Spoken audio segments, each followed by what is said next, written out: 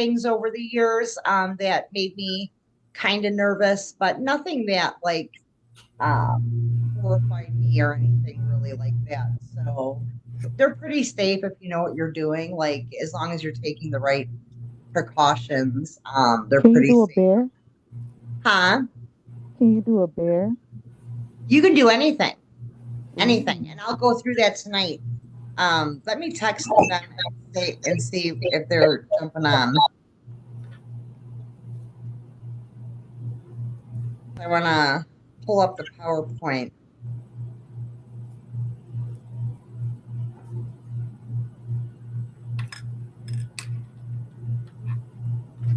I Uh, like your cat. I know Kitty likes to be Yeah, on TV. that's how cats Um, are. They need to present themselves. right. So I'm gonna share my screen so I can pull up the PowerPoint, and then if they're jumping on, I'll just have to jump on Okay. um like whenever. So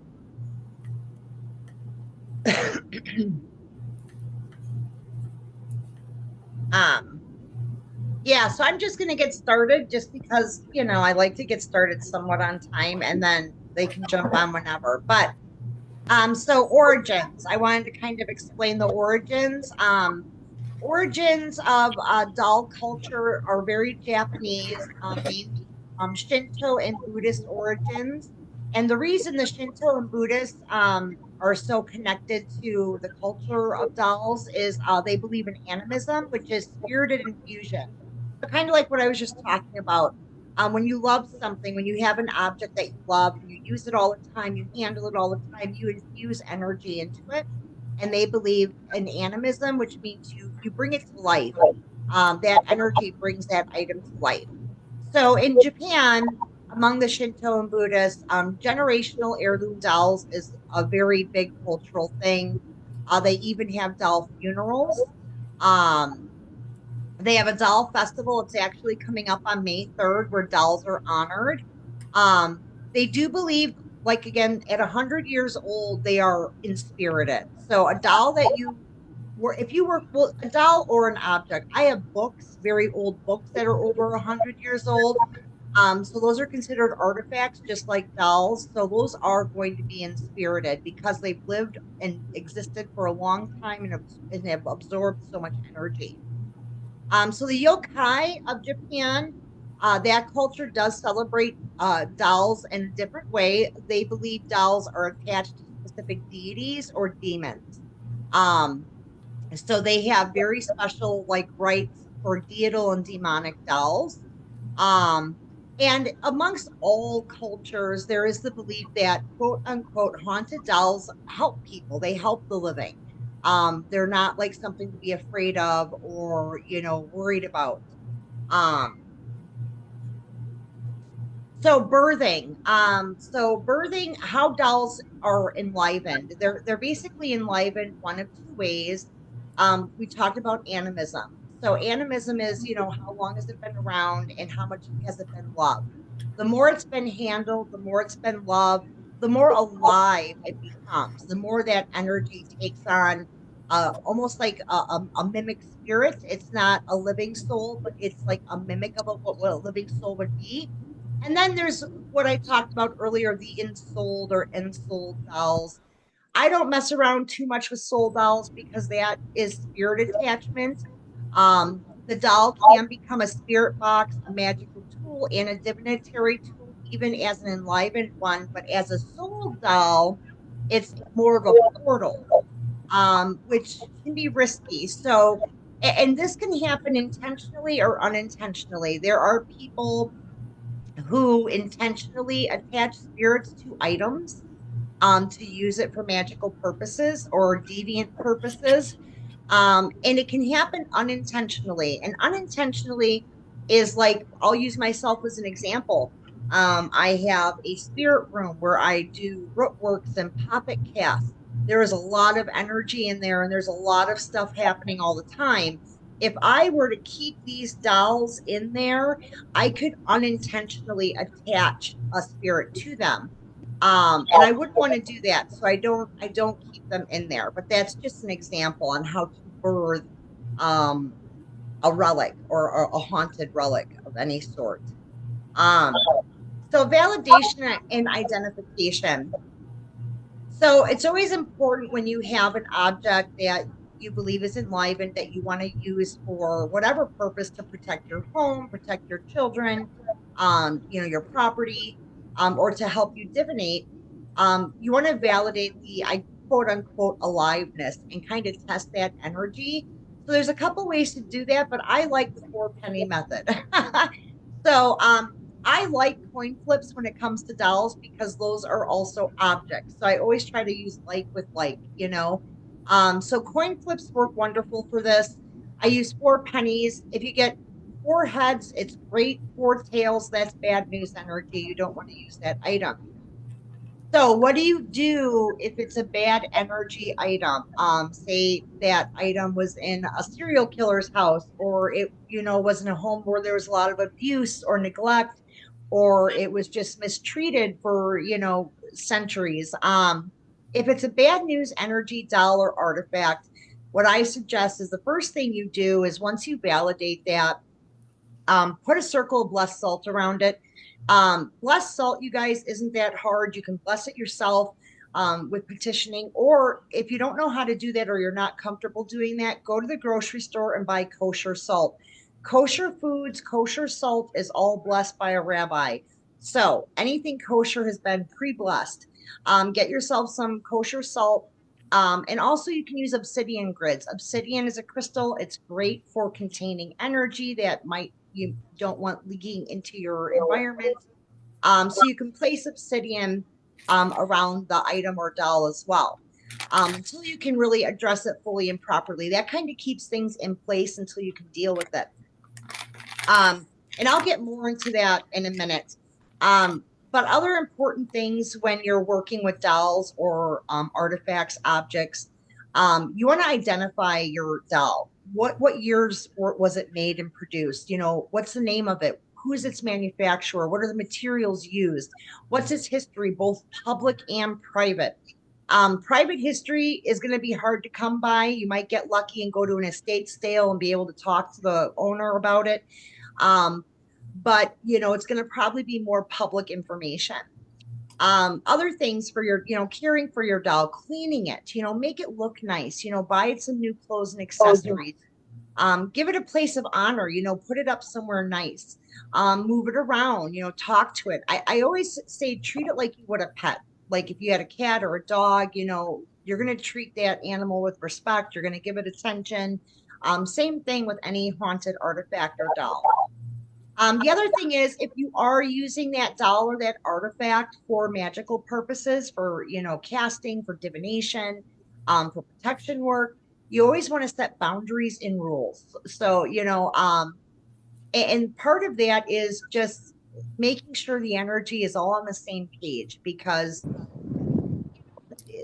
as much as we like to say this kind of work is 100%, it's always 99%, right? There's always that 1% that something's going to go wrong or the energy isn't what you thought it was. So always plan for that 1%. Just be proactive, set boundaries, set rules, verbalize that, vocalize that, petition it, make sure that that's clear. Clearage. So this can be for an inspirited doll where the energy's gone sour, but 9 times out of 10, this is going to be more of an ensouled object or doll, maybe something that attached to it unintentionally. And I will tell you that clearage for an object may or may not work the first time. Sometimes you have to do it several times. What I suggest, this is what I do. Using sacred smoke, selenite, moon water, Florida water, and salt. You're going to kind of shake that up in like a spray bottle. And you're going to spray that object down lightly, almost like you're giving it a spirit bath spritz. It's a spirit bath, but you're just going to spritz it. Then put it in your freezer for 4 days. And then I would suggest dismantling it, taking it apart. And, getting it at least 9 miles away, whether you're going to bury it or burn it in a sacred fire, 9 is a number of completion. So I always, I like to stick to the 9 mile rule. Um, if you can't do that, bury it, burn it somewhere, not in your backyard, get it, take it somewhere else. um, and here's the other thing with clearage, for any item or object is you do need to be careful. And I say that because jumps do occur at release points. So even with energy, like if you're casting a spell, if you're doing a root work or a poppet, when you're activating it, when you're releasing energy, we call that jumping. There's a jump that occurs, right? An energy jump. Sometimes people say they can feel it, like they can feel like something shifts. Well, that's a jump point, right? So at a jump point, if it is a spirit attachment, you don't want to risk attachment yourself, to your person or to your environments, right? So always take a lot of protective measures. Wear protection, do some protection work prior. Set, you can cast circles, you can do grids, whatever you do that works for you will work for this. But don't just go into it like without taking those precautions. If a jump does occur and it is ensouled, it can attach to you, other people, or the environment. So just keep that in mind. I always say, just you always want to err on the side of safety, right? Just take those extra steps just to be on the safe side. Communication devices and gadgets, probably one of my favorite things about tonight's presentation. So I am going to be showing you some of these items.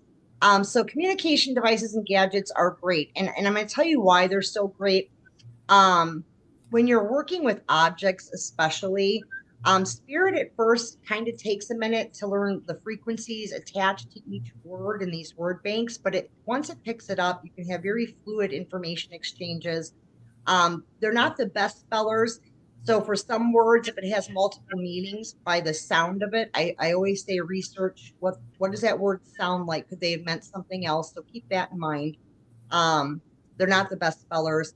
But also, like for me, again, I'll use this as an example. Sometimes I'm tired, right? We're tired or we're stressed. We've got things going on in our personal lives. So that can really muddy up spirit communication. So when you're using an actual word bank or a spirit communication device, that gets you out of that muddy zone, right? That gets you out of all that muddy water. It makes things very coherent, and very accurate. So, if you're having one of those days, you're tired, you're stressed, and you're doing something or you need to do something that involves spirit communication, definitely use a device to help you. So I've acquired a lot over the years. The three places I use, Ghost Stop is my number one. I also use some people on Etsy and eBay. Um, they're both out of Europe. So Etsy and the eBay vendors are from Europe. Ghost Stop is right here in the US. Uh, my number one recommendations with spirit word banks are devices like the Hexcom, the Ovilus, and Envoy, which I will show you tonight. Any of you who have had poppet work done with me or have participated in my monthly community services probably are familiar with the Hexcom. I do use the Hexcom for poppets and for community services. My number two recommendation is a spirit box using the AM scanner mode. Any of you that were part of my Patreon prior when we had the monthly spirit communication groups, we would have a clairaudient, either Madison or Delaney, that would use a spirit box during those sessions. Additional routes, dowsing rods. I have a pair of rods that actually glow and change color, so it kind of solicits more investment and activity from spirit. Ghost Stop and similar agencies, they have items like the Boo Buddy, Spirit Candle, the Dead Bell, the Flux 2 response device. I've actually had phenomenal activity with the Flux 2. I don't have that here to show you tonight because it's back in Wisconsin, but the Flux 2 is a good investment. I've also used their Tracer 2 light wire, so I don't recommend that device for communication with your inspirited dolls just because I didn't find that one to be very accurate. And I also use a tiny Simon game unit and a tiny spin the bottle object, which I'm going to show you when I bring all of this out. But there's lots of devices and gadgets out there to facilitate communication if you're feeling muddy or stuck. So I'll be showing all of this to you. So a breakdown of my dolls. And I have a variety. And so this first one is, I don't know, I love 80s horror, right? Poltergeist is one of my all-time favorite movies. So I had this little clown doll made in 2023 from an artisan on Etsy. It cost me about 230 bucks, but I made it specifically for it to become inspirited, enlivened. And so that at some point in my lineage, like my grandkids become, they possess it. My grandkids would then be, so Maddie and Lainey are seventh gen, so my grandkids would be eighth generation spirit workers. So it would be like, and this is it's not very big, and I just love that it looks like this. So this one I had made to become inspirited over the next 100 years. So I involve this one in everything to kind of expedite the process. So I do suggest this process for any of you who are spirit workers or you enjoy working with haunted or enlivened dolls or artifacts. Because if you have something custom made for you, I just think that the absorption is like 100% your energy. And so if you're passing it down generationally, that becomes almost not just a generational heirloom, but a generational communication device for family members to speak with deceased family members. It's a wonderful tool. So wax dolls. So I have two wax dolls. Um, one's original wax. I can't believe she's still in one piece, and one's a pour over wax. They're sisters, right? So these specific dolls, they were popular in ancient Rome. They ended up adding resin as technology grew to stabilize the wax. And then I kind of went through the history here. I'm not going to break it all down. You guys can read this. I can email it to you if you want. But glass eyes and human hair were used. Later on down the road, the wax was reinforced. Again, this doll dates circa 1845 to 50. Not a lot of them survive because they're waxed, and if they're out in the elements, they become distorted. I was very fortunate to find one that still had all of its features. They had the trademark Forget Me Not Blue Eyes. The facial expressions of these dolls were specific to the children of the 19th century. So children back then were very mild. They were very wise for their age. They had that kind of forbearance look. So, but I kind of broke this down. I wanted to show you what kind of research is involved, right? So you want to research your dolls. You want to know as much as you can. And you also want to make sure you document this so that your children or grandchildren have this information so they know the history of this doll as well. I even put in here like how much I paid for these dolls so that, where I purchased them so that my kids and grandkids have that data. So the next one here, she's kind of my biggie, my big one. And she is huge. But she's my ABG doll. Okay, she's from a company called Altbeck in Gottschalk. I don't know how to pronounce that. It was German. So she was made 1860s and 70s. Cloth Muslim body, but she has this china chest and headpiece. So she is very heavy and very fragile, and her boots are also china. So she comes from, like I said, the 1860s, 70s era. She actually was produced at a factory, the Hertwig and Company porcelain factory. I got a really good deal on her for $125. She's harder to find in one piece because of the porcelain. But I use her for protection of my home and property and self. She's kind of like the head doll. She's like the leader. Like she kind of micromanages everything. So next is this has been referred to as my creepy doll. I don't think she's creepy. I like She's her. actually a marionette. She's a marionette doll, and I didn't pay much for her. I don't know if you guys remember Mr. Rogers' Neighborhood, but there was I that character, do. Lady Elaine Fairchild, and she just reminds me of her. And she's like this little old lady, but she has that look. So she was made between 1904 and 1974. From what I've researched. I think she's early 1900s, maybe 1920s. But she's Czechoslovakian, made from a Czechoslovakian company that specialized in marionette dolls in this period. And I just really like having an old lady in my ranks. Like she keeps people grounded, I think. Like me too. Like she's kind of like grounding. And it's good. You should have objects and dolls that do kind of bring that grounding, more like calm down energy to things. So, um, whoops, I didn't mean to do that. And then there's Clippo. Um, Let me grab Clippo. And Clippo, I was actually surprised to find him. He was only made for 2 years, 1937 and 1938 from F&B. And the reason I liked this doll so much, it's also a marionette, but it's its backstory. This is Clippo. It's like a little sad looking clown, right? Um, and I know clowns can be creepy, but that's not why I have these. I don't want them to be creepy.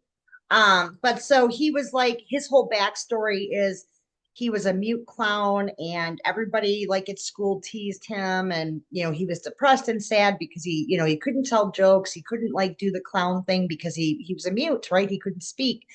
And then he actually had like this underworld ancestral dream visitation from his deceased grandfather who taught him how to dance. And then when he came out of this dream state, he started dancing and teaching himself how to, dance better and better. And then he became, like this famous clown that everybody loved because he did all these wonderful dances. So I just love the backstory. I love that it involved ancestral dreaming, so I really wanted to find this doll and I did. Um, and I actually got him in mint condition with his box and his books and everything, which is rare. If you can do that with an object, I encourage it because if you have all that original stuff, I think it actually helps with the infusion process. Um, so What that's if you don't? huh? What if you don't like? What if like a regular baby doll So from the store? you can use anything. Like you can use anything. Any object can be infused with energy. So say you have just a random doll or a teddy bear or I know people that do it with clothing. Like I know people that have special sweaters they wear that are like energetic sweaters. What I would suggest for the infusion process, if it's not over 100 years old, if it's a younger item, alter it, put it in a special place and do things to infuse it with energy. Burn petitions. If you're doing spell casting or divination, do it near that object. Kind of teach it and train it, for what you would like to use it for. And the more you do that, the more you release energy around that object, the more it's going to absorb, the more it's going to learn what its purpose is, so to speak. And you could do that with anything. You could do that with a dinner plate, I do know people that have special China serviceware for guests that come over once or twice a year, and they use that specifically with those people. Because they don't really like them, and it's protection, is to ward off any energy being infused in their environment while while those people are there eating dinner with them. So I mean, you can do that with anything, and you can set a very specific purpose. So like if you have a teddy bear that you want to protect your children, put it on the altar, put pictures of your children around the bear, put any other personal effects of the children, like little locks of hair or whatever. If they've lost teeth, you can actually, cut a little hole and sew it into the bear. And then write out petitions of what you want that bear to do, protecting the children, protecting the home. It doesn't happen overnight. Make sure you do that for a consistent period of time, but you'll start feeling that energy shift. And then start testing it with the 4 penny method. And once you get those 4 heads, you're good to go. Find a nice place in the home, display the bear and put it on display. Let it do its job. And then just, take care of it, give it attention. You don't want to neglect items that have been infused intentionally. That's how energy goes sour. So you just want to make sure that you do, you move it around, talk to it, keep it active. Oh, shoot, what did I do here? Was that it? Okay. All right. So let me show you some of the stuff here that I brought in. Okay. So that's kind of like the whole doll thing. Let me kind of break down communication devices. So one that a lot of you are familiar with is the Hexcom. The Hexcom is made out of a company in England. They only do business now on eBay. It is a spirit word bank. It's one of the most accurate spirit word banks I've ever worked with, which is why I use it for pop-it work and why I use it for community service work. So it's already, so I have all the dolls out. So it's gonna like probably just start shooting words. So supper. Somebody's hungry. It's supper time. I don't know. But that's the hexagon. Um, Spirit chat. So let me turn this one on. So Spirit Chat is from a newer company. They do a lot of work on Etsy. They're very famous on Etsy, actually. The Spirit Chat is pretty accurate. However, if you are, I have found with this one, if you're doing something in a room, like for example, my room where I have like 3 or 4 altars running, it can get a little bit confused. Like I think it has a lot of information shooting at it, so it's really hard to understand, what it's referencing. It does take a little bit longer to boot up and start going.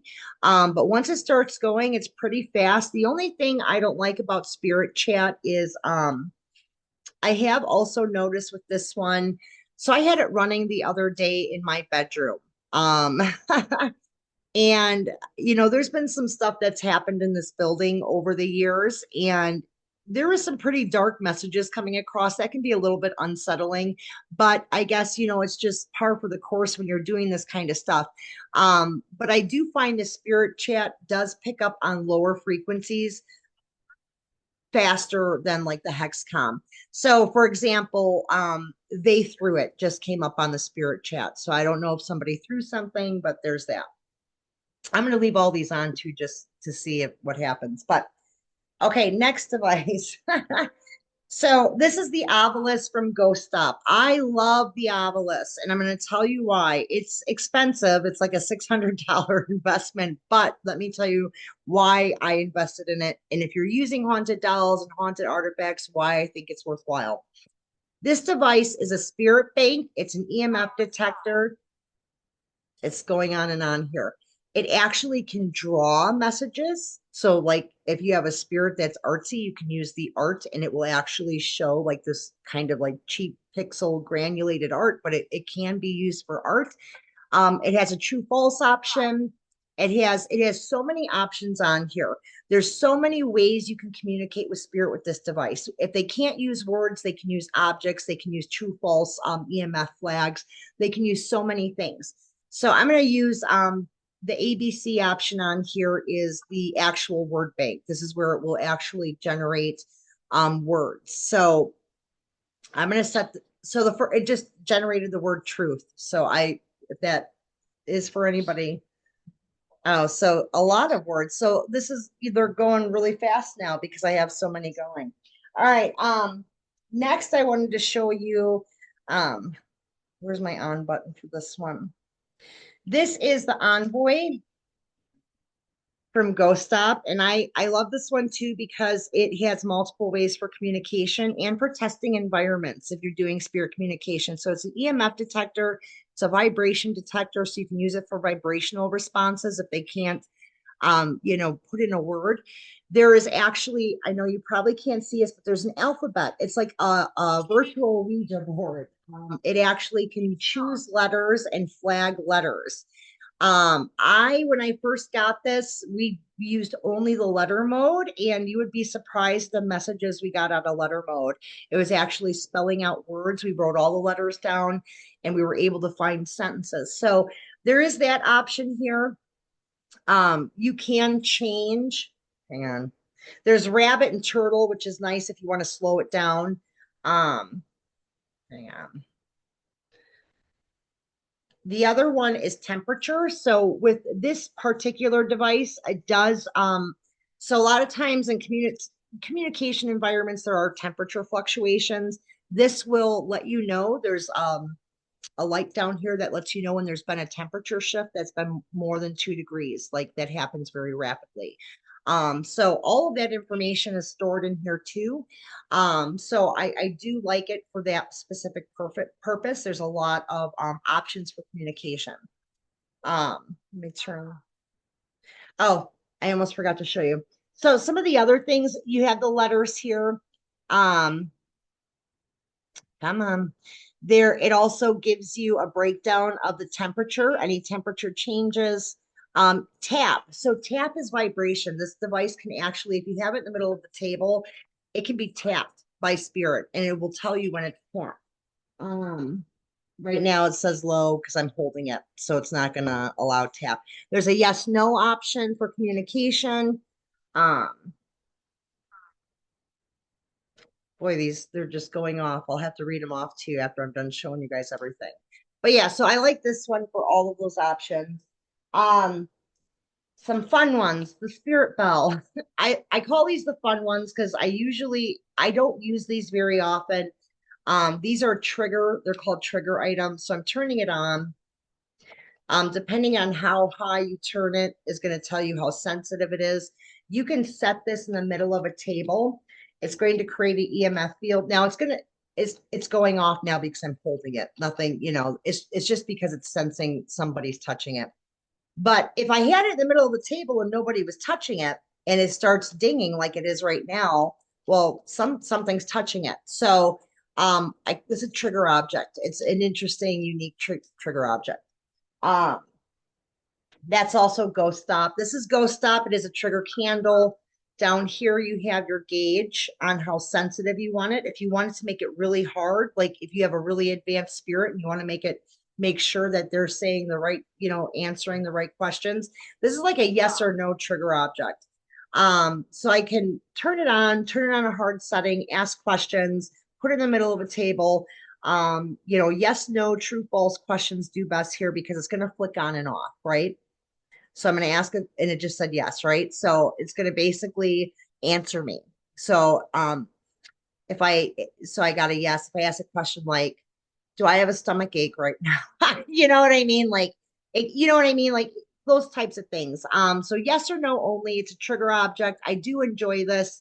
I do put it on a harder setting. I noticed that on the lighter settings, it just seemed to be triggering a lot very, very easily. So I would put it on the harder setting.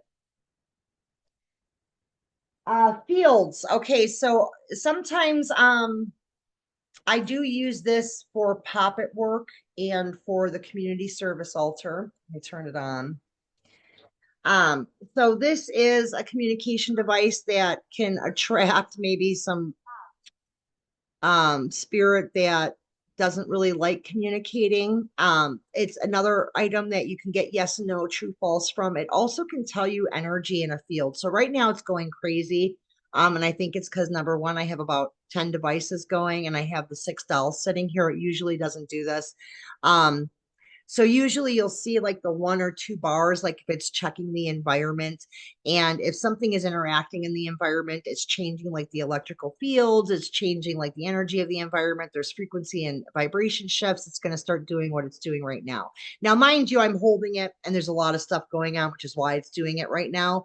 But if I have it sitting in the middle of a table and it starts doing this, I mean, that's a pretty good indicator that there's been a shift of some sort. And then you can start asking questions. So I'm gonna turn that off. Um, Other items. So a frequency generator. Okay, why would you use this? I get that question. So, and Amanda's on. I don't know if she hears me, but I have used this when we've been on community hunts, like when we were in Kansas City, we attended. It was basically an alien hunt, like we were at an alien, like I don't know what we would call it, Amanda. They were trying to recruit for their cult, is It what I was like think it an was. What was it? It was like I a think it was like an alien sighting. yeah, it was like an alien sighting location. So what I will do with a frequency machine is if I'm in an environment that let me turn it on. Um, so you turn it on, it creates a frequency. So I'm going to turn it down a little bit. It tells you you can choose your frequencies. You and you probably guys, it gets really high, it gets really low, so high, so low, you can't even hear it anymore. This machine goes all the way from 20,000, or I'm sorry, 40,000 hertz all the way down to 10 hertz. So why would you want to create fake frequency, right? It's not fake, it's real frequency, but why would you want to do that to an environment? So say you have a haunted object, a doll, and you're divinating or you're casting, especially with casting. Say I'm doing a love spell for somebody, right? I need that to be as high frequency as humanly possible so it can manifest for that person. So what I can do is a little bit of a cheat. I can turn this machine on. I can blast it all the way to 40,000 hertz, right?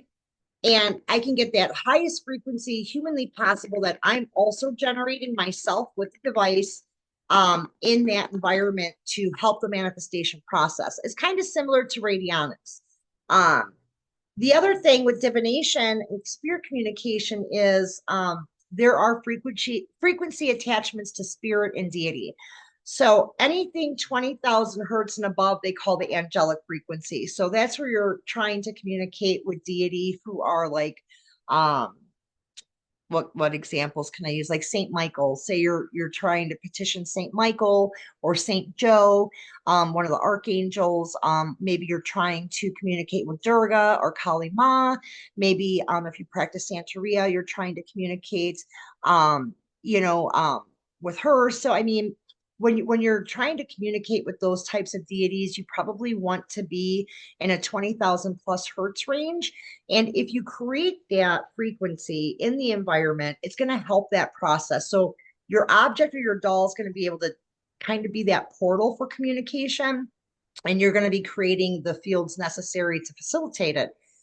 Say you're communicating with a lower frequency or demonic, I hate that word because that's not a very good descriptor, but a lower frequency deity, Asmodeus, uh, San Simon. There's a variety of deities that are lower frequency. So I would go under 10,000 for that. So I would set the frequency at 10,000 or less, and generate that to kind of help facilitate that communication. So it's a very good device for spirit communication and for spell casting because it has that quantum energy kind of radionics thing going on. And I got mine from Ghost Up, but there's other ones on the market. Anything that can create a frequency and that you can make sure you know what the frequency is. It has to have a reader. Um, I know I'm kind of going fast. I apologize. Um, Now you don't have to have a ton of money, right, to go buy all this stuff. There's fun little things you can make on your own. So, for example, with the haunted dolls, here's my little spinning bottle. You guys remember Spin the Bottle?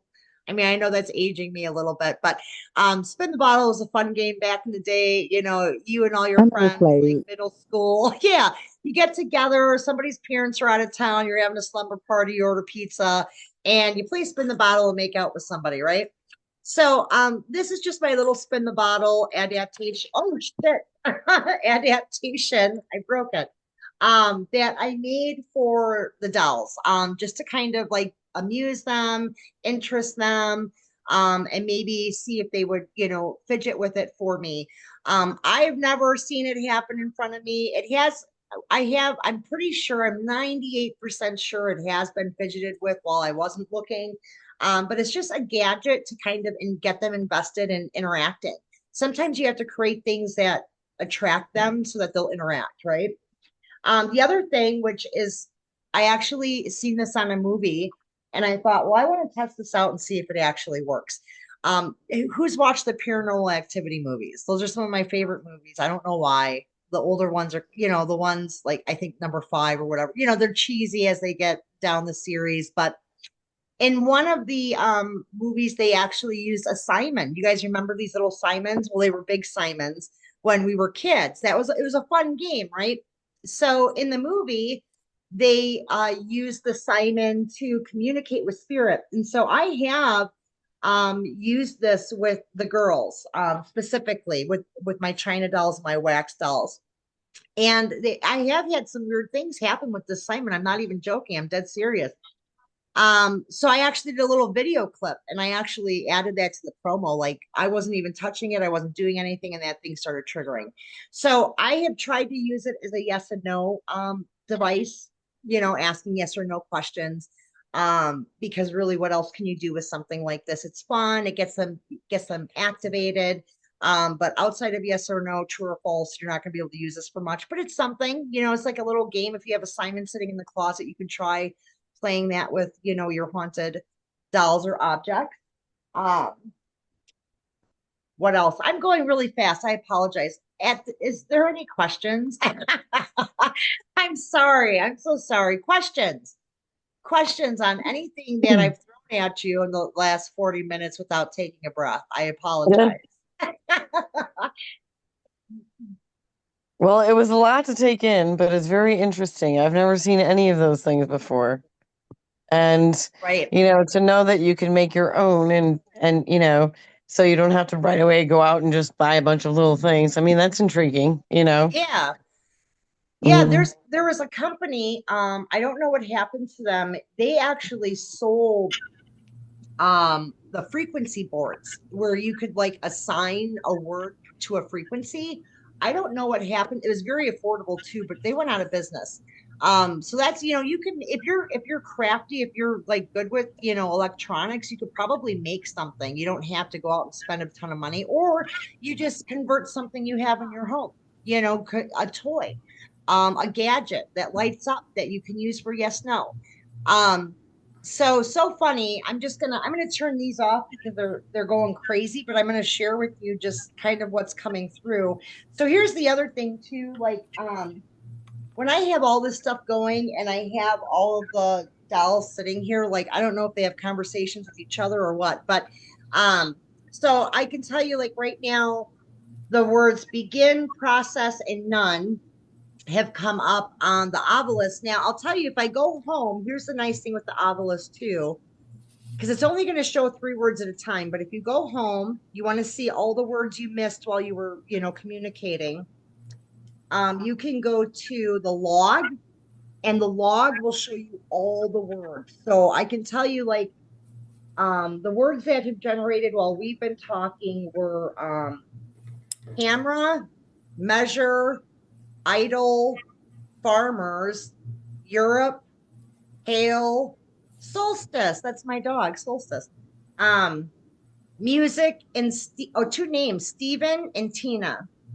So just as an example. And then on the spirit chat does not have a log, which I don't like. I like to have the log, but spirit chat, that smell, getting ready, months, heard, accident, and parliament.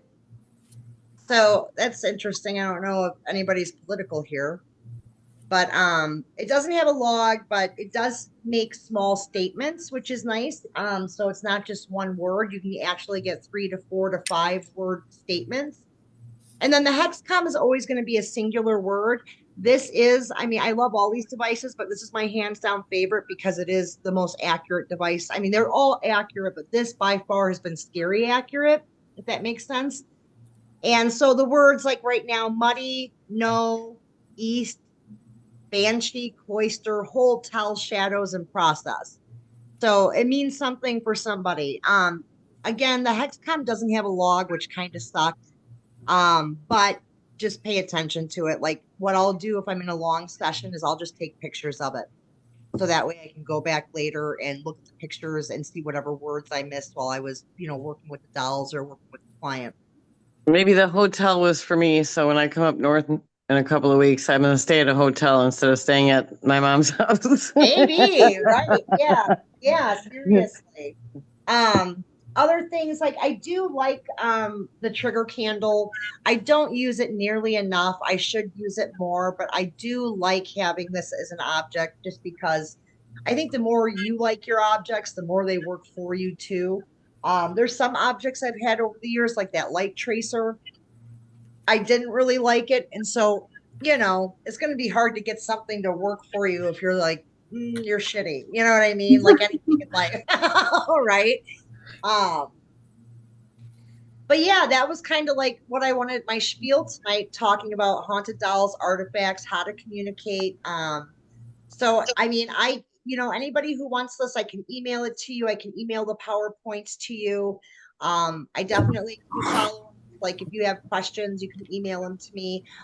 Do you guys have any questions right now? Like anything like at all? I mean, whatever. It doesn't matter. You can ask me anything, whether it's this or anything else. I don't care. Well, I want to know, like, what was your like first doll and how you got into it originally? Okay, so I was a kid. I was very young. I don't know how old I probably was. I mean, And I then was you at my got a haunted doll. I did from my well, yeah, it was from my great grandma Bailey. So Okay. there's my mom, and then there's my grandma Sosha, and then her mom, which is, great grandma Bailey.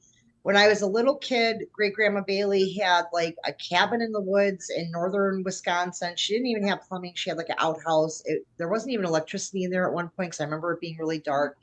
Um, but it was, kind of a weird, creepy environment. And I remember being there with my cousin Tammy. They used to make us go out and collect berries and then scare us about the bears. Like they'd be like, "There's bears out there. Be careful." Why the hell are you sending two little kids out into the damn woods to collect berries when there's bears? But okay, that's it. Well, but you didn't question Grandma, right? You went, did what Grandma said, or you got your ass whipped. So, I remember we had collected berries, came in, and she gave both me and Tammy. They were almost like these little finger puppet dolls. They were very small. They went on your finger. They had like a little blue dress on. Anyways, I remember that doll vividly because I don't know if the energy was great with that doll. I'll just be honest. I remember having bad dreams and I remember it moving around. I remember saying something to my mom about it, and then one day the doll was gone. So that was my first experience that I remember. My first intentional experience, probably, I mean, I had to have been in my 30s when I intentionally went out and started like acquiring haunted artifacts and objects. So I was probably in my mid to late 30s when I did that intentionally. So now I'm very invested What in was it. the first one you got when you were in your 30s? Oh my gosh, it was a book and I still have it. So I used to in Wisconsin, in Milwaukee, there's a section of Milwaukee, Bayview, and there is this old That's where used my friend Carrie lives. She lives in Bayview. Yeah. Bayview. So there's this old right in the main drag, there's an old used bookstore. It's ran by this old biker guy. He must be 100 million years old. I don't know what the deal is with him, but he has this old, you walk in there and you just smell the age of the books in there, and he does estate sales, and he finds gems of books. And I remember being in his bookstore. He had this old book. I mean, this book was 100 plus years old. I still have it. I only read part of it. It was a collection of like just old poems that were about like love and loss and all this stuff. And I'll have to show it to you sometime. But I remember taking so I said this book, just holding it, I was like, holy shit, like I could just feel something with this book. I could feel it, right? And I'm like, I have to have this book.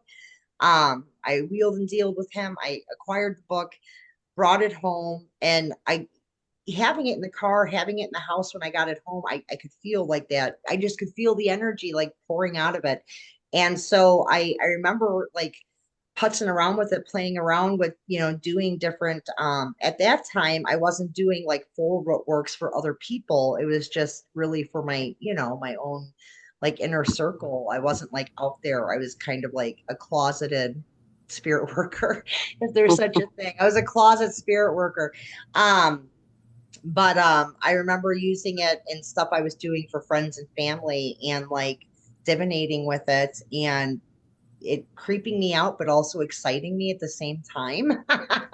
Like, you know what I mean? Like, have you ever been creeped out but excited at the same time? Like, wow, this is kind of scary but really exciting. And that's how I felt. And so that's, I guess, kind of started my intentional acquisition of items that I could start using in different things. um I have acquired some items over the years that I think were a little sour that I dismantled and burnt. Um, but it's been a while. I'm trying to think the last time I had to do that. It's been a number of years. Nothing. Burnt's probably not a good word to use right now. I'm just kidding. Right, right. Yeah. Yeah. Right. I still can't sleep. I haven't slept. Last night after we talked, I was up. I couldn't sleep. I No. can't sleep. My stomach is in knots. My mind is all over the place. I mean, I can't. Mhm. I'm so stressed and Yeah. just freaked out. Oh, I told you, just thinking about those little girls, I can't get it out of my head. And my mom's face on fire. I just can't. It's really hard. You can put some protection sigils up at that. Which Yeah, bury some protection in the yard. But yeah, no, I get it. Yeah, that's wild. But yeah, I mean that's pretty much to answer your question. Any other questions? Did you guys have any? And who else? Did anybody else have any questions on any of this?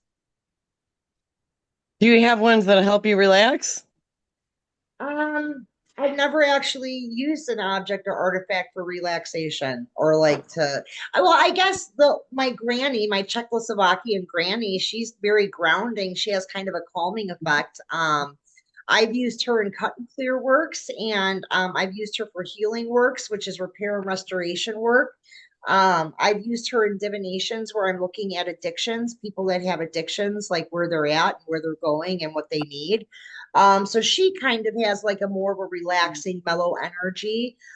She kind of brings things into focus. So yeah, I mean, I've used her for that. That's a good question. Anybody Which one's else? your which one's your favorite and why? Well, I can't, you probably don't put me on the spot like that. Um, they're all You don't want my to offend any favorite. one They're of them, all right? my Yeah. favorite. All of them. They all serve it's like saying in front of your children, which one's your Yeah, favorite? exactly. That's a good way to start a fight. They'll be like patting on the floor when I wake up in the morning. They all serve a very unique purpose, just like having children. I love both my children equally, except for neither of them logged in tonight. That's fine. Um, but with the dolls, like I said, my granny's very grounding, very mellow. My China doll, she is very protective. She's very good at warding, keeping things in line, like boundaries, rules. Like, don't walk around the apartment and freak me out at night. Like that kind of stuff. The wax sisters, I've used them primarily for divination. I haven't used them in a lot of like cast work. They're good in divinations where I'm doing coffee mancy or I'm doing tea leaf readings. I find like they do very good in more older methodology. Cartomancy, they're pretty good at like in terms of like that portal energy when I'm reading something. Especially if I'm just reading somebody's photo. If somebody sends me a photo and I don't have a name or anything like that, and I kind of have to dig a little bit deeper. Um, my poltergeist doll, I use him for everything right now because he's not really enlivened quite yet. Like I'm using him, so he's being heard. He's in process, so he's not really like at the same level. Clippo, there's a sadness with Clippo, right? There's like this kind of overcoming adversity energy. So I like using him and works for people that are trying to acquire a job, so acquisition, people that are trying to get a business off the ground that's struggling. So a lot of success and luck work, a lot of I call it glamour work, but glamour at the end of the day is really boosting again our self love and like our belief in ourselves and our own abilities. It gives us confidence. So that makes us more influential, more persuasive. And so I like using Clippo for that because like that's what he represents energetically. So yeah, so they all serve like a very unique purpose. And like for you guys, like if you're working on different things, I recommend that too. At first you might just have one object that you're using for everything, but then you might find another object and say, hey, I kind of think this object would work well for this. And then you can start kind of categorizing things. And then also you're not putting the burden of all that energy on one object. Now you're like spreading the energy out so it's not burdensome, so it's not going to go sour as easily. So if you have well-defined goals for your objects, they're going to work with you and for you for a long time. If you take one object, like, let's say this is my pour over wax doll. She's a little bit younger than her sister. And say I'm taking her and I'm burdening her with all kinds of different works and all kinds of different stuff. That energy might go sour a little bit faster. So you want to keep her energy like active and fulfilling. The other thing I will say, I don't think I really covered it. I would be very careful with using objects or artifacts for any kind of like hex work, curse work, cross conditioning. I have done it, don't get me wrong, but I also have been doing it for a really long time, and there's a trial and error process with it. So I would just be careful with that because that's how soul dolls can also be created unintentionally. If you don't know what you're doing, you're probably going to end up with an attachment that you're not going to like. So I would steer clear of that at first until you're really, really comfortable with working with artifacts and dolls. Yeah. I don't know if that was a question, but I threw it out there. No, but it was good information. Okay, good. Good, good. Mm. Any other questions? Where do you find these dolls? I guess I have been to like like some big antique shops, like like out in the cornfields of the Midwest of Minnesota and South Dakota, like these giant Yeah, antique shops, and there'll be like some dolls, but like you have these Germans wax dolls and right. the Czech doll. Like how did you get a hold of those? So there's two ways, right? And I'm going to tell you right now, do not buy anything off eBay or Etsy that's haunted because it's bullshit, right? 9 times out of 10, it's bullshit. Okay, if you want to find something that is original and antique and is old enough to already be enlivened Right. for you, two places, estate sales. So when I was a freshman in college, my sociology teacher, he actually used to make us go to estate sales and he would give us these forms we would have to fill out where we would have to look at all the stuff for sale and identify all the socioeconomic factors of that family, their history, their religious beliefs, what they did for a living. Like it was like this big Oh, project. We had to do that all the time. Well, in the process of doing that, going to these estate sales and doing all this when I was a freshman, I realized, there's some really old, valuable stuff in a lot of these places, and people are just, grandma died and they want to get rid of the shit. They don't want to have to cart it around and put it in storage. They don't want anything to do with it. So, estate sales, especially in historic districts of cities and towns, almost every city and town has an old district or an old I area. need to figure out how to get on the estate sale list out here because I bet there's Yeah, like tons of like historic stuff out yes. here. You could go on Marketplace and just put in estate sale. I mean, they're always Yeah. having estate sales at Yeah, Oh, certain and yeah, places. I'll there's do that. actually you can Google agents. There are people that are hired by families, estate agents that actually do that whole thing for the family. Like say grandma dies, they hire the estate handler, whatever the title is. They come in and they kind of handle all that. So you can even co-op with them. Vince, my ex-husband, that's how he bought me that skull, George, that I use on the altar. That's an actual human skull.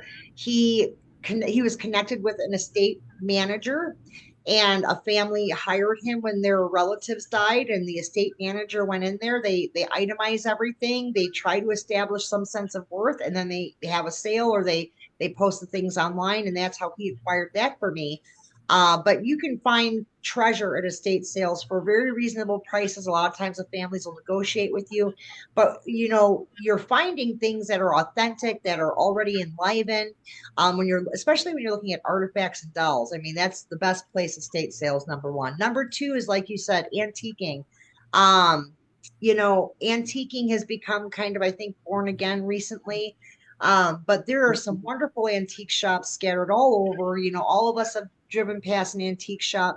Oh, I like the ones that are consignment antique shops where you walk in and there's like, 100 different cases from 100 different sellers and vendors with all kinds of different stuff in them because You're going to find a huge variety of things. And you want to not just buy something because it's old. You want to like hold it, you want to look at it, you want to like feel some sort of vibe or connection with it, buy something that speaks to you. If it speaks to you, if it calls to you. So that China doll, so this China doll, the first time I seen her, um, I walked past her and didn't want her, right? And Lainey was with me.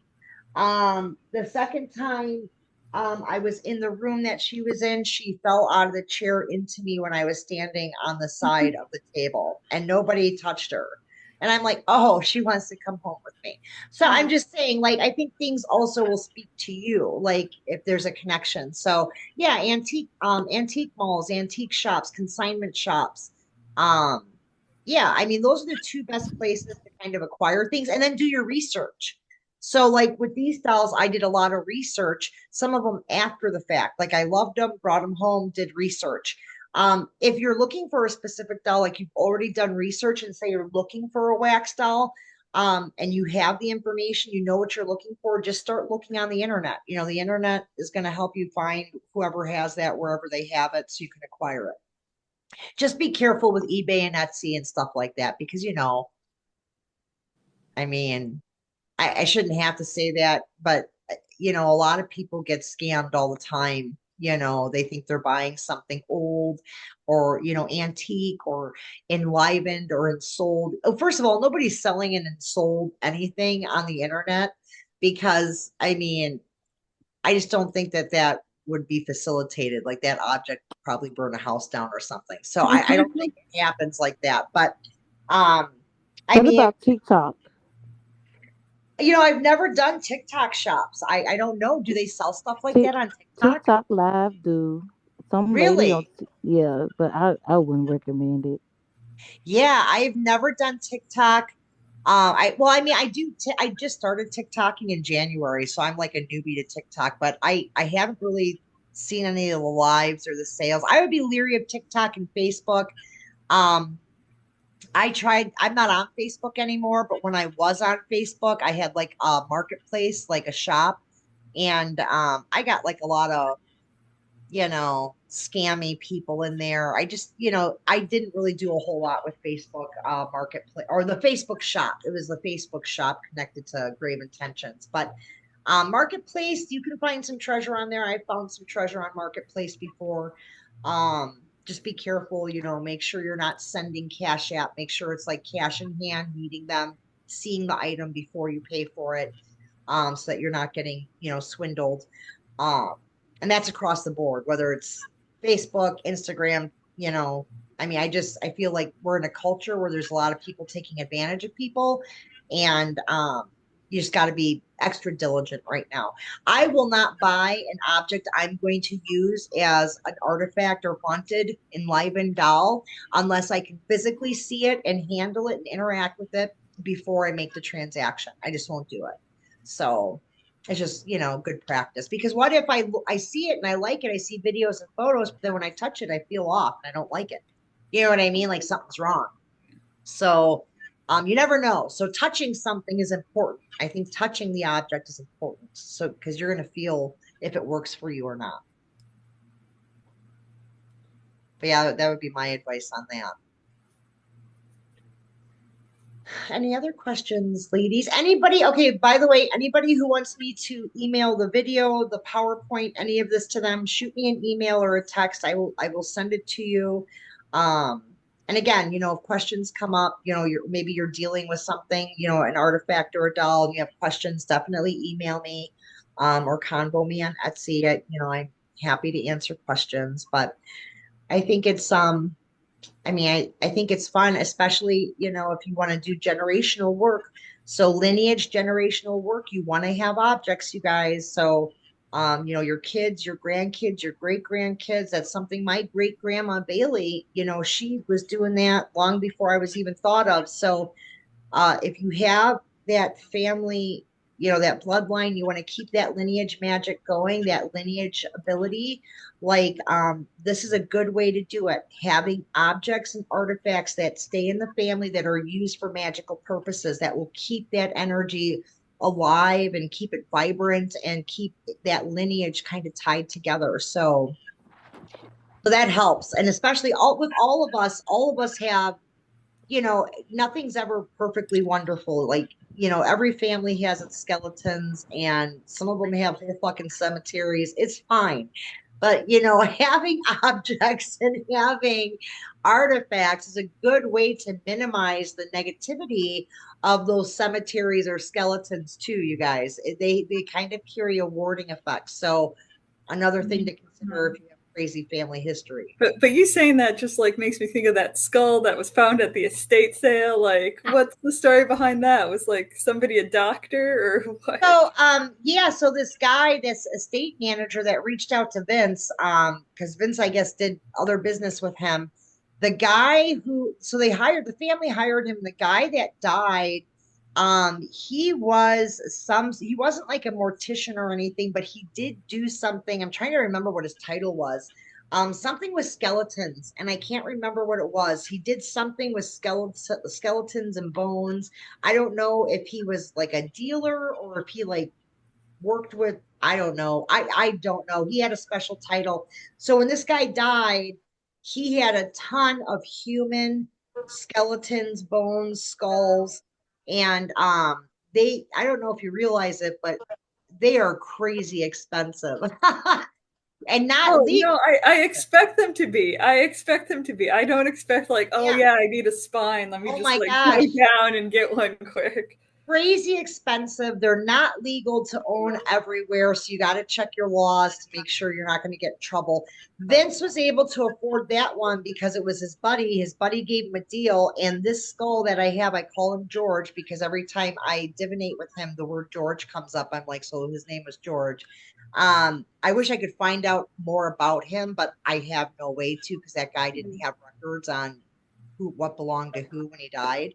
But that skull, if you ever look at the pictures of it, the jaw is removed and there's like some slight fractures on the side that happened post death. So it wasn't handled very well. So Vince got a deal on it, but I mean they're crazy expensive when you can find them. But yeah, you never know. Like, I mean, there's people that collect crazy shit and then they die and their families go into the home and they're like, holy shit, what is all this stuff? And they don't know what to do with it. They're overwhelmed and they Yeah. hire estate managers to get rid of it, So yeah, it's crazy. You gotta like watch the internet, like watch that, crazy internet, like there's always Reddit, Quora. What are the other sites that you read about some of this crazy shit? Like it's Actually, all I feel like in early TikTok TikTok, or, yes, or, TikTok or live. there was a bone guy. oh really? Yeah, Yeah. and he was all like, check out my bone collection. And he would just be like in a room and there would be like a bunch of spines. Oh Mm-hmm. wow. Wow. That's true. Yeah, like there's I guess TikTok is a big thing. I mean, TikTok, you could probably find anything. I just started TikToking, so I'm kind of a newbie, but yeah, I mean, what I have seen so far, you probably could find anything on TikTok, right? I mean, it's TikTok. I'm scared. Like, I'm not allowed to have it on my phone, but I can put it on like another device. Right. But like I'm just scared that like I will do TikTok and I'll just be like consumed because like I'm already like bad enough with like Twitter and Instagram and everything that I just feel like TikTok is, Right. I don't know. Well, and And that's the thing a is that good like I see stuff posted and I like the stuff that's posted and I'm all like, oh man, if I'm actually on TikTok looking this out, having an algorithm feed it to me, like that would be too good. I wouldn't right. resist. I will tell you though, that's what I'm grateful for with not being with Facebook anymore because I will tell you right now, I was a Facebook addict. I was scrolling constantly for no purpose when I was supposed to be doing other shit. I was just killing and wasting time. And it knew everything I wanted. The ads were so accurate for me. And I was constantly buying shit on Facebook, like clicking on the ads, buying stuff I didn't need but it knew it was sparkly and that I like sparkly things and it would get my attention, right? And I swear to God, their algorithm is magic. I think that Mark Zuckerberg actually has a magician doing his his ad campaigns. I don't know what it is, but I mean, the guy is like freaking rich and like owns like a huge right, part of like the island of right. Hawaii and everything. And also, I hear that like he recently got a mansion nearby. He totally has like some magician or witch on Oh, he staff, does. Oh, he's or got like to. astrologer or something. The Like, technology alone, where they basically can hear everything you're saying, even if you're like in a car, like two houses down, whatever, like it just knows what you're thinking and knows what you're saying and knows what you want to buy. I'm like, he does. He's got a wizard. He's got a wizard in a cabinet somewhere. Like, I don't know how he's doing it, but yeah, I'm actually, since I've been Facebook free, like I feel better. I've spent less money and I'm not just senselessly scrolling and scrolling and scrolling for no reason. Like it's addictive. It was like an addiction. So I broke my Facebook addiction. I like social media, but you're right. What about TikTok readers? What's TikTok Reader? They be it's like the same thing with Facebook. It's like when you be going through stuff, it's like a random TikTok reader will pop up and giving basic yes or no answers. And but they don't be accurate Oh, usually. the But reader. some of 'em be Yeah. scamming. Yeah, the divinators on TikTok. So I find any form when you're divinating, like it's such a personal thing. Like I'm reading your energy or the situation energy, and I do see the readers on TikTok, and they kind of come up and they're pulling cards and talking, and I'm thinking, well, that could apply to anybody in any situation. It's not very personable. I mean, I guess there could be messaging there, but I just don't. I wouldn't invest too much in it. I would, I would take it with a grain of salt just because they're not reading any one person's energy. They're just kind of pulling random cards, and maybe the universe is communicating, maybe it isn't. Um, but yeah, I mean, it's fun, sure, like entertaining, but I wouldn't bet the house on it. You know what I mean? Like I wouldn't take it too seriously, I guess. Um, I think for a divination, for a reading to be meaningful, it needs to be specific to the person or situation because I see a lot of these people on different like Instagram too, and they're just reading to large crowds, and I'm thinking, ooh, and what are you reading? You know what I'm saying? Like, what are you talking about? Like, you the What know, if they give you collective. one? right, What if they right. give you one and it's not specifically for you? Say if you purchase one and it goes to say that like, hey, this person saw it's on so and so, but you already know it's not true. Again, like if they haven't gotten your personal information and looked at least at your photo, like a photo that you provided knowingly, like if you weren't part of the process, I would be hesitant because it's an exchange, right? So like when I do readings for people, they say to me, "Hey, it's an exchange of energy. Hey, Michelle, would you do this cartomancy? This is what I want you to look at. I may ask you for information if I need it, and then I'm going to read for you based on that information and based on what I'm doing to read. And so there's that exchange. You're opening the door for me to look inside of your energy, and I am reaching into that door and I'm pulling some energy out so I can read it appropriately. With everything that I use. So I get hesitant on readers that are doing kind of the general readings where there hasn't been that kind of exchange agreed upon.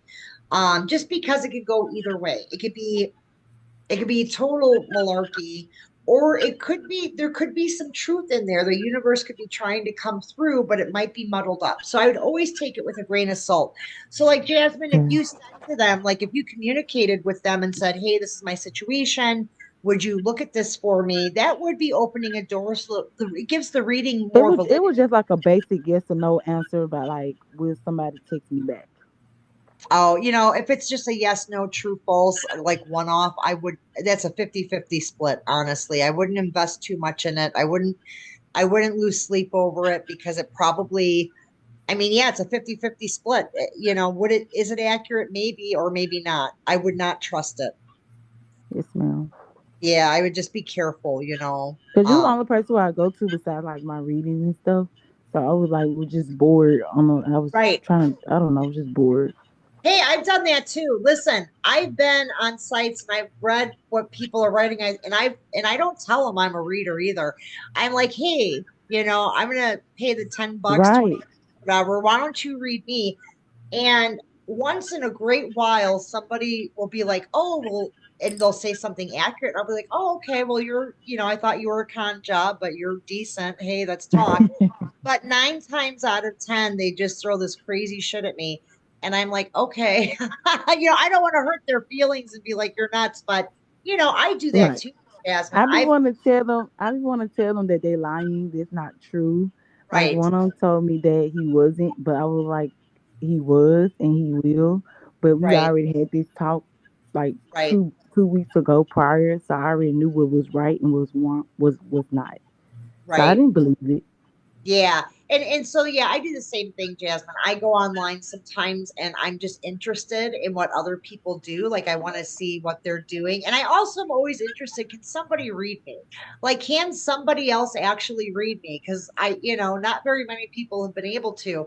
I have a couple that have, and I do deal with them because it's a rarity, but I always like to just see and if all at the end of the day, they're usually I get a good laugh out of them, like Do it mess up the timeline? Like the reading that me and you had, do it mess up the no, timeline or anything? no, that's not going to mess up the timeline, not at all. The Remember the only thing, situation we talked about? yeah, yeah, the Okay. only thing that would change the timeline of the things that you and I have discussed for everything that you're dealing with right now, like with your relationship and all that other third party nonsense, the only things that would change that timeline would be projected or placed energy, right? So the that stuff is already on course to occur, right? It already has a destination date, a destination property. So the only thing that's going to derail that or sidetrack it or stall it or delay it is going to be projected or placed energy. And you and I have talked about that. There definitely has been attempts, but they didn't come to any fruition, right? It was just like just throwing random, screws down a hole, a dark hole. They're gone. You hear them clinking, but they ain't doing anything but making noise, right? So, I don't think that's something that you need to worry about because again, I look for consistency too. Like even with me when I'm reading somebody, that's why I'll keep pulling cards because I'm looking for a story and I want validation and I want consistency. And like with you specifically, you had that Four of Wands consistently over and over and over again. So to me, like that's my validation that everything that we seen was accurate. Now, if we were doing cards and different cards kept coming up every time, I might be a little nervous and pull more cards, but we Right. haven't had to do that because we've It be seen, they all be the same cards. yeah, we've seen the consistency. So, yeah, so you're pretty solid. Like you have some solid, consistent energies that reappear time and time again. So, even if you're doing some one off readings and stuff like that, or talking to, I mean, that's not going to change anything, nothing at Okay. all. I be worried sometimes because I be like, Yeah. this not true. I be in my head was like I got my own spiritualist advisor, but I didn't want to clock their teeth sometimes. So I'll be like, well, ma'am, you are wrong. Right. Yeah, I know. Sometimes I wanted to. There's a few of them that actually I have emailed them that you should not be scamming people because I could see that they were scammers. And I'm like, bad karma. Like what you're doing is not good. Like it's going to come back to you and you're not going to like it. You probably should stop while you're ahead. But I mean, I've only done that a few times to people who are really, and actually I did it to people that took advantage of my clients and my clients told me about them. And then I went I on their I website got and I somebody for you. I'm gonna text you somebody. They email their name and stuff. Oh yeah, definitely. But yeah, I've gone after some people that have taken advantage of my people. I had one client in particular who was taken advantage of, and I went on that psychic's website. I bought a reading, and it was alive, and I told her about her fucking self. And I'm like, you need to stop what you're doing because, you know, I know what you look like now. You know what I mean? Don't fuck with my people, like that's horrible, but there's people like that out there. That's why I'm always like, be careful, always vet people, talk to them, get a feel for them, you know. Obviously reviews are important, but not everybody has those. Like, but I mean, really vetting somebody, talking to them, getting to know their persona, like their background, that's going to be that's going to let you, the universe is going to let you know. You know what I mean? The universe is going to One say, lady told me I was gonna have a miscarriage. well, we did see some weird stuff, but remember, I mean, we've seen some weird stuff, but I think like when we were looking at it more deeply, like those things resolved themselves, you know, like the Okay. scarier things we've seen, like they looked resolved. So you might have, like, remember we talked about you might have some weird stuff come up in the end there that you're going to have to deal with, but nothing where you would deal with loss. So I would not fixate on that at all. Okay. Gotcha. Right. You might end up having, like, maybe you end up having a C-section or, you know, a forceps delivery or, you know, maybe something goes wrong. But at the end of the day, we didn't see anything like that. So, That's yeah, fine. don't worry about that. But all right, gang, it's 9:30. So I'm going to end this. Email me if you want copies. Otherwise, thank you guys so much. Thank Oh, you. Thank Thursday night for those of you that are in the tier is Sacred Sexuality at 8 o'clock. So I'll be sending out the promo for that, but it's going to be so much fun. I'm going to talk about altar. You can do anything with sex magic, anything. Okay. Bye, guys. Have a good See, night. you see too, you Mish. Bye later. bye. Good night.